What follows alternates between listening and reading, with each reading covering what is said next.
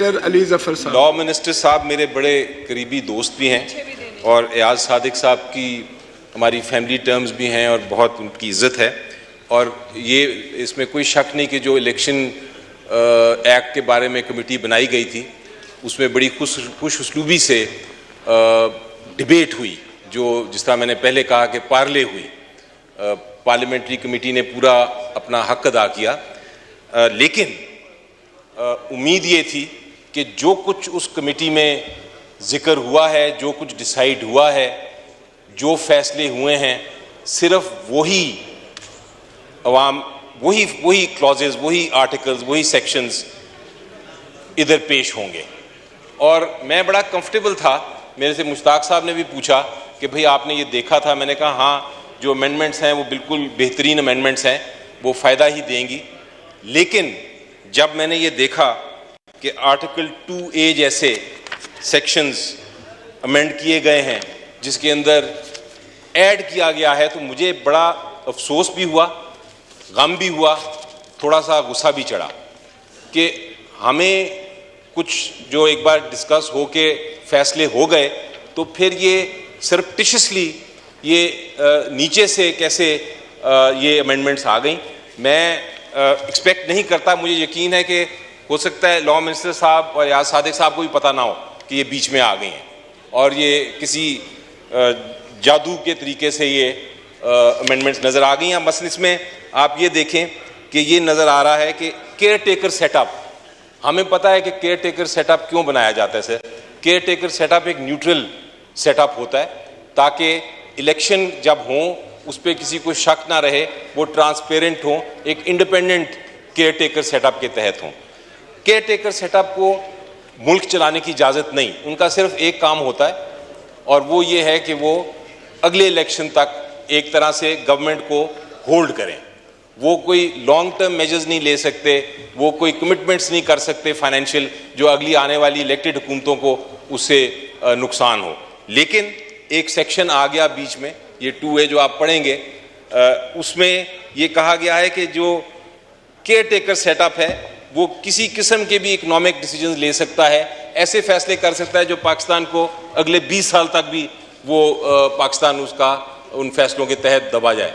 तो ये इस किस्म की जो शिकें हैं सर, यही इसीलिए मैं कहता हूँ कि इससे पहले कि कोई भी बिल आए पार्लियामेंट में डिस्कस करने के लिए उसको सर्कुलेट किया जाए, क्योंकि इतने हमारे पास काबिल इंजीनियर्स हैं, डॉक्टर्स हैं, साइंटिस्ट हैं, एक्सपर्ट्स हैं, एक्सपीरियंस्ड लोग हैं, वो अपनी अपनी बातें कर सकें, अपनी अपनी जो उनके इश्यूज़ हैं वो सामने ला सकें और अल्टीमेटली जो कानून साजी हो वो मुल्क की बेहतरी के लिए हो। हम कोई मुख्तलिफ मुल्कों के एम्बेसडर्स इधर नहीं बैठे, हमारा एक ही टारगेट है, एक ही इंटरेस्ट है और वो है कौम की बेस्ट इंटरेस्ट में हम अपने फैसले करें और कानून साजी करें।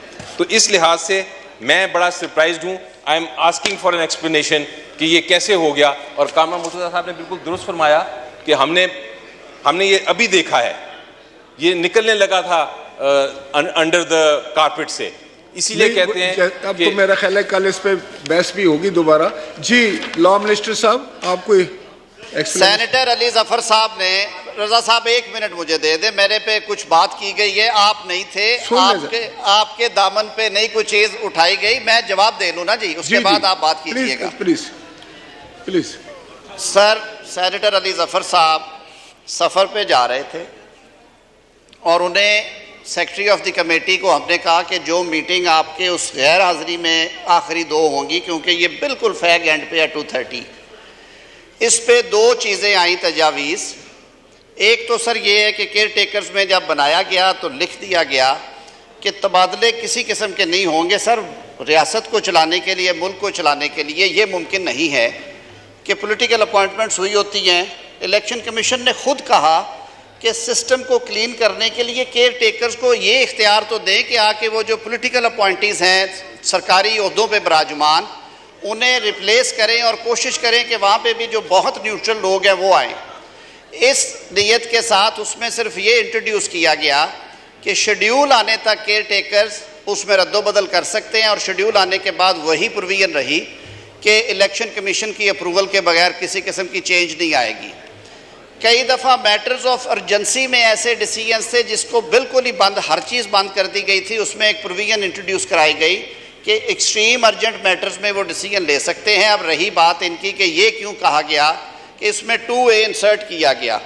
2A में केयर टेकर्स को सिर्फ ये इतना रूम दिया गया कि जो ऑन गोइंग चीज़ें हैं, ऑन गोइंग पोलिटिकल गवर्नमेंट जिनको शुरू करके गई है, उनको बंद ना, शेल्फ ना हो जाएं, और उसमें आपकी इंटरनेशनल कमिटमेंट्स हैं गवर्नमेंट टू गवर्नमेंट और मल्टीलैटरल्स के साथ। जैसे अभी आपका IMF का मुआहदा हुआ, उन्होंने आपको एक रोड मैप दिया कि आपने 8 माह में ये इक़दामात करने हैं।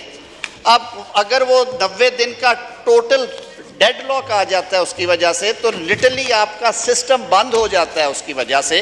तो उसमें कहा गया कि जो ऑन गोइंग चीज़ें हैं और वो कमिटमेंट्स जो कि गवर्नमेंट ऑफ पाकिस्तान, रियासत पाकिस्तान की कमिटमेंट्स हैं बायलैटरल और इंटरनेशनल एग्रीमेंट्स में, उनमें डे टू डे के साथ साथ जो ऐसे एक्शंस और डिसीजंस हैं जो in line with those contracts हैं वो ले सकते हैं। सर, उसकी वजह यह है कि आप रियासत का निज़ाम तो बंद नहीं कर सकते 3 माह के लिए, ये इख्तियार रहना चाहिए, ये पाकिस्तान की इकनॉमिक लाइफ के ज़रूरी है और इसमें किसी का कोई सियासी एजेंडा नहीं है। जो कमिटमेंट्स रियासत पाकिस्तान सॉवरन गारंटीज़ के साथ करता है, या तो कहे कि हम 3 माह के लिए उन्हें डीप फ्रीज़र में रख देंगे, तो ये इस नीयत के साथ किया गया। कमेटी की रिपोर्ट शेयर की गई, नवीद कमर साहब बैठे हैं, या सादिक साहब अभी उठ के गए हैं, मैं ख़ुद वहाँ पे मौजूद था, तारिक बशीर चीमा साहब थे, आगा हसन बलोच साहब थे, ये सारी बातें वहाँ पे हुई। उस रोज़ ये ज़रूर है कि सेनेटर अली ज़फ़र साहब को हमने कहा कि आपकी अगर कोई फर्दर तजवीज़ हो आप एग्ज़ामिन कर लीजिएगा, हमें इन राइटिंग दे दें या टेलीफोनिकली ये बयान कर दी जाए। ये सारी सूरत हाल है, ये एक्सप्लेनेशन देना मेरा फ़र्ज़ था। इससे ज़्यादा ना कुछ कहा गया है और इससे ज़्यादा ना कुछ किया गया है। बहुत शुक्रिया। मियां रज़ा रबानी साहब